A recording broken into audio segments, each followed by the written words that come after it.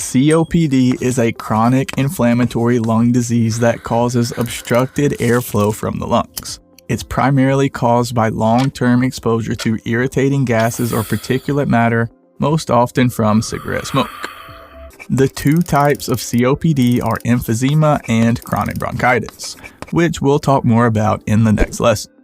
The management of COPD involves the following: low-flow oxygen therapy, for example, a nasal cannula at 1 to 2 liters per minute, long-acting bronchodilators, inhaled corticosteroids, smoking cessation, patient education, pulmonary rehab, avoiding triggers, avoiding recurrent infections, influenza vaccine, pneumococcal pneumonia vaccine, living a healthy lifestyle, and preventing hospitalizations. And remember, the goal of COPD management is to help the patient improve their quality of life and ability to perform activities of daily living.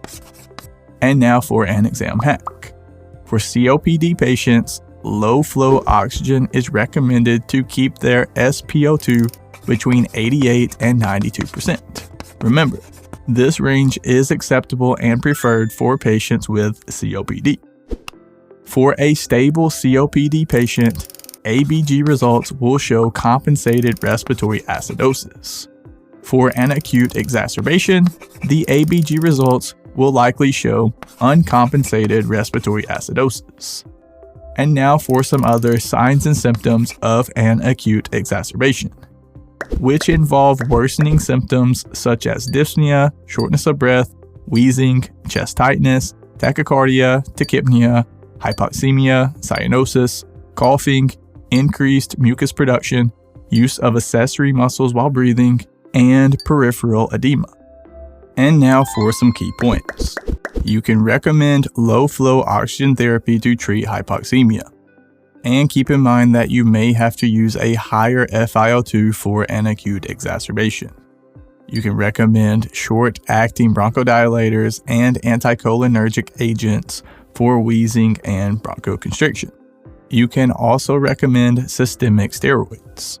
Recommend a chest x-ray, monitor the patient's ABGs, recommend BiPAP for ventilatory failure because if possible you want to try to avoid intubation, and if the patient's condition continues to worsen, intubation and mechanical ventilation would be indicated. And just a reminder, in general, COPD patients are difficult to wean from mechanical ventilation. Therefore, non-invasive ventilation, such as BiPAP, is preferred. Just know that you should adjust the settings to strive to achieve a normal pH, even though the PaCO₂ may be abnormal and compensated. As previously mentioned, the two types of COPD are emphysema and chronic bronchitis. Emphysema is characterized by damage to the alveoli, leading to shortness of breath and reduced oxygen intake. It causes the alveoli to overstretch and lose their elasticity, making it difficult for the lungs to expel air effectively. This causes air to become trapped in the lungs, reducing the surface area available for gas exchange. Chronic bronchitis involves long-term inflammation of the bronchial tubes. This condition is characterized by a persistent cough that produces mucus for at least 3 months in a year for 2 consecutive years. The inflamed bronchial tubes produce a lot of mucus, leading to coughing and difficulty breathing. Many patients with COPD show signs and symptoms of both disorders. Both types of patients often have a smoking history or a history of occupational exposure to lung irritants.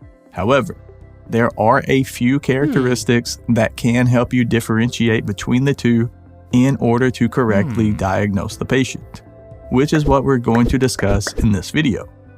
First, let's talk about the patient's appearance.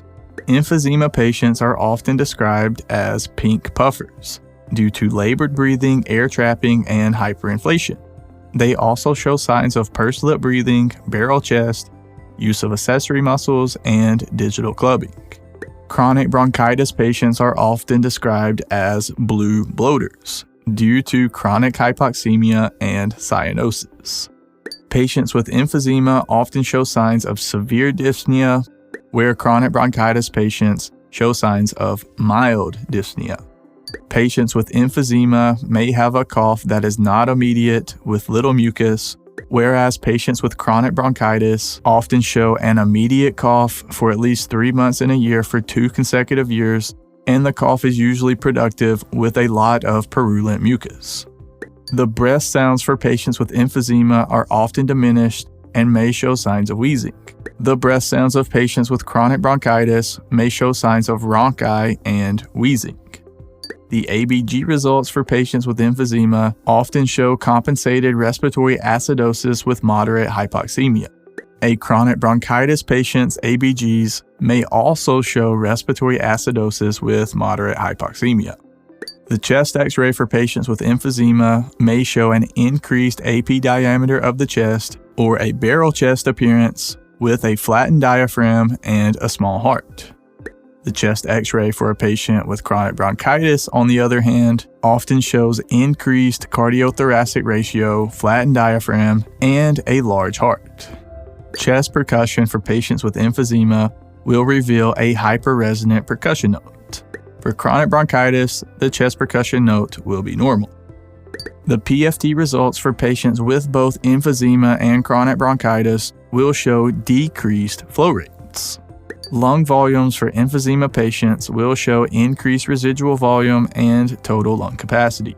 For chronic bronchitis, it will also show an increased residual volume.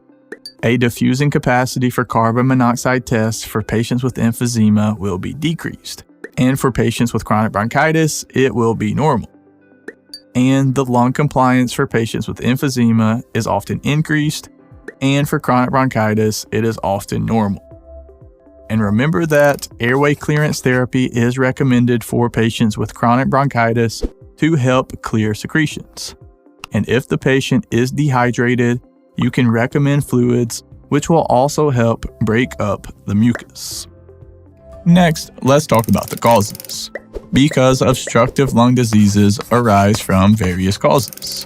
COPD, which includes chronic bronchitis and emphysema, is predominantly linked to long-term smoking, but prolonged exposure to environmental pollutants, occupational dust, and chemicals can also contribute. We've already helped thousands of students pass the board exam, and if you're looking for the same result, check out some of our premium resources, which I have provided links to below in the description. Thank you so much for watching, and I wish you all the best on your journey to becoming a registered respiratory therapist. Have a nice day, and thanks again for watching.